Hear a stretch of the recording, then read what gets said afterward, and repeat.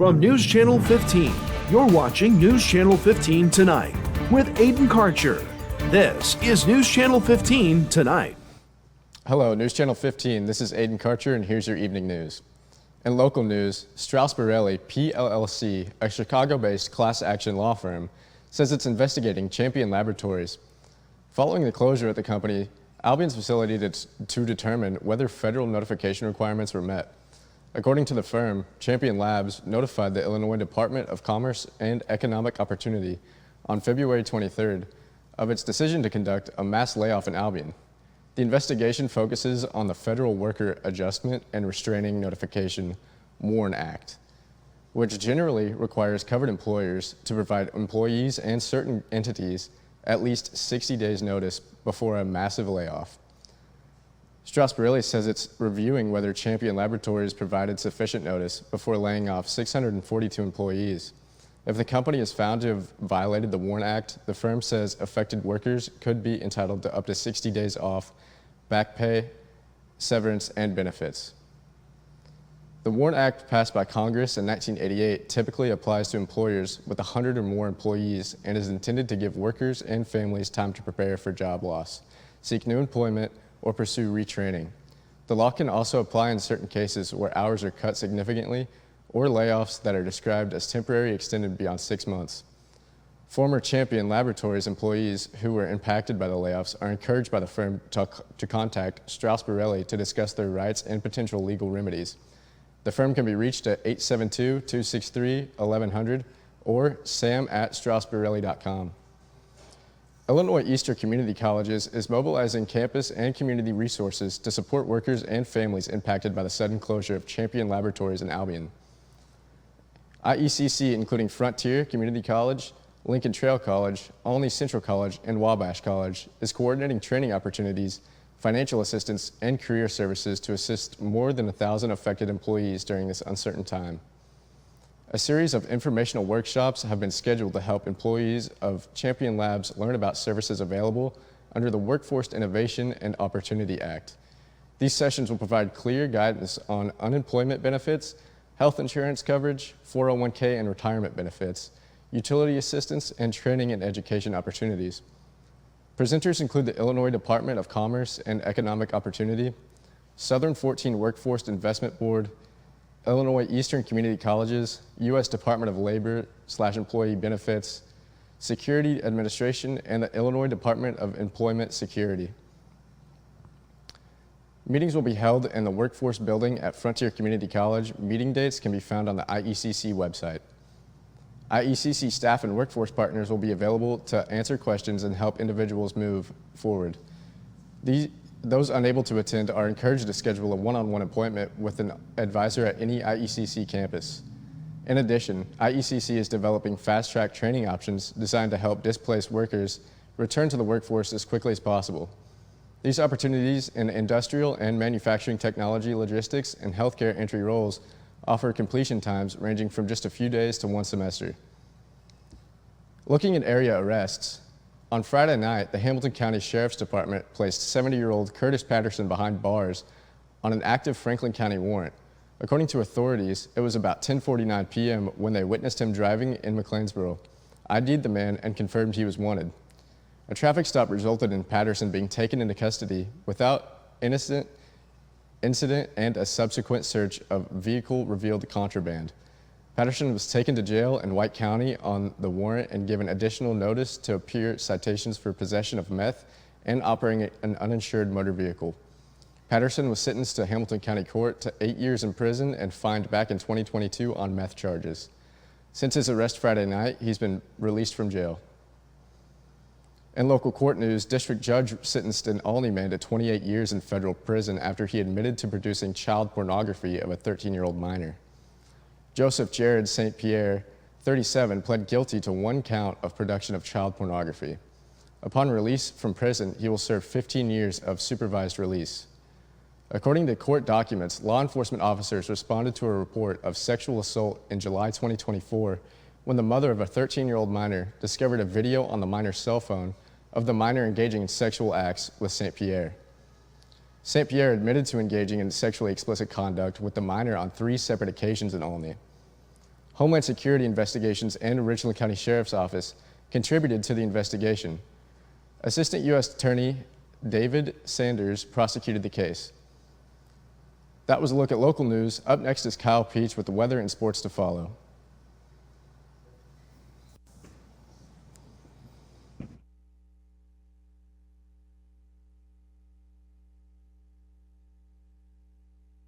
Employees impacted by the closure of Champion Labs are encouraged to attend rapid response support meetings at Frontier Community College on March 5th, 6th, or 9th. These meetings explain your rights and the benefits you may be entitled to, including unemployment insurance, health coverage options, retirement guidance, utility assistance, job search support, and training opportunities. Visit iecc.edu/championlabs for full details. You are not alone. Support is available. Are you living with chronic conditions or finding it hard to manage your health at home? If you're 18 or older, have a primary care provider through Wabash General Hospital, and live in Wabash, Edwards, White, or Lawrence County, our community paramedics can help. Get support in the comfort of your home, including follow-up care, home safety and medication education, vital sign checks, disease management support, and resource connections. Our certified paramedics will work with your doctor to provide non-emergent care to keep you healthy at home. Ask your WGH primary care provider for a referral to community paramedicine.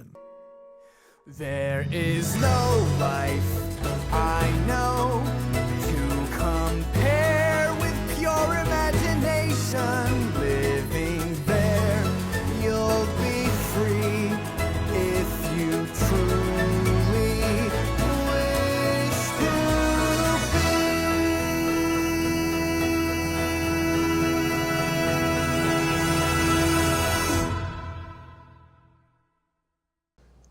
Welcome back. I'm Kyle Peach. Time to talk weather. Going to be a wet week, it looks like, across the region today, but at least the temperatures will be heading warmer. Here's a look at the projected rainfall totals through 7 o'clock on Wednesday night, and you can generally see 1 1/4 of an inch of rain north of Highway 50. Certainly the further north and west you go, it's seemingly more rain, around an inch around Lawrenceville and Olney, Flora. A little less than an inch, near 3/4 between Fairfield, Albion, and Mount Carmel, and closer to a 1/2 inch down around Carmi and McLeansboro is the forecast. It was a wet one today, at least this morning. 40 degrees are high today, well below normal for this time of year. 36 1/100ths of an inch of rain is what we picked up with the rainfall this morning, and a little bit of a respite from the rain overnight tonight. Here's the view as of 1 o'clock on Monday afternoon, 12 o'clock Central Time. You can see that rain coming to an end, and here's that break that we saw this afternoon and this evening. That will continue overnight until about 3-4 a.m. tomorrow, when the next batch of rain starts to move in. That looks to push out around noontime tomorrow before another little break in the rain on your Tuesday, before more rain comes in overnight early Wednesday. And then through the day on Wednesday, intermittent showers will be possible across the region. As far as the temperatures are concerned, with the rain, a couple of rumbles of thunder overnight tonight. Lows will be right around 40 degrees. Warmer tomorrow with that chance of showers, maybe a storm. High temperatures upper 50s to the north, upper 60s near 70 around Carmi, 65 generally across the heart of the region. And then Tuesday night into Wednesday, the rain chances continue. Overnight lows will be in the mid to upper 50s, and then we warm up again on Wednesday, 70s throughout much of the area. A little cooler north, but showers and thunderstorms will continue to be possible. As of now, we're not expecting anything severe with the rain, but spring it's going to feel like, certainly so, here in the early stages of March. High temperatures warming all the way to 76 on Friday, but will be in the upper 60s throughout much of the period. Rain chances every day through Sunday, and may be finally drying out next Monday. That's your forecast. I'll talk sports next. You need to be mindful that when you're out, maybe doing a little tree pruning or shaping, or kids climbing in the tree, building tree houses, whatever, look up, make sure there's no power lines in or near the area. And even after the storm, or after a wind event or something like that, where a limb may be falling down or hanging in the tree, make sure to look and there's no utility lines near that. And if there is, call us. We'll come take care of it. We'll get that down. We'll get things cleared up. You're going to love the great deals at Steve Faulkner Automotive. Get 0% financing and $7,000 off Ram 1500s or lease a Pacifica for $399 a month. See the deals at SteveFaulknerAutomotive.com. President's Day savings are at Steve Faulkner Automotive. Lease a new Jeep Compass for only $379 a month or lease a 2026 Wrangler for $359 a month. Save a bunch of Benjamins and go to SteveFaulknerAutomotive.com.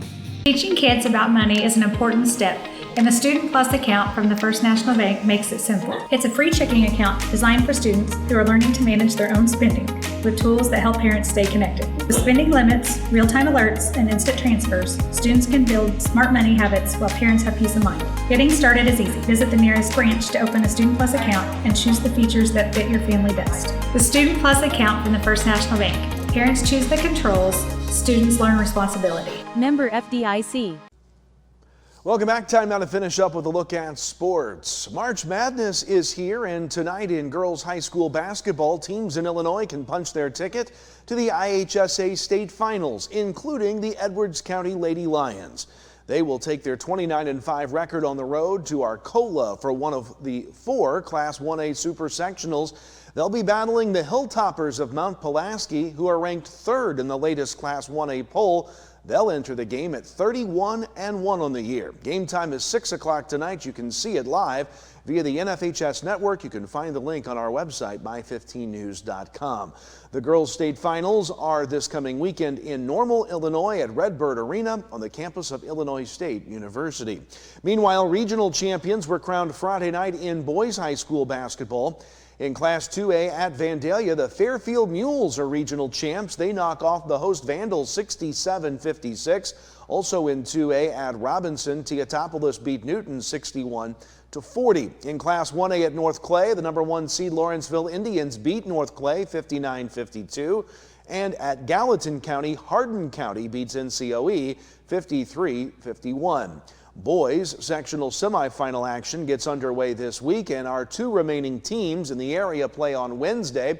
In Class 2A, Fairfield will battle Tolono Unity Wednesday at 6:30 at the Monticello sectional, and at the 1A Macon Meridian sectional on Wednesday, it's the battle of Little Illini Conference teams as Lawrenceville meets Casey Westfield. That one a 7 o'clock start.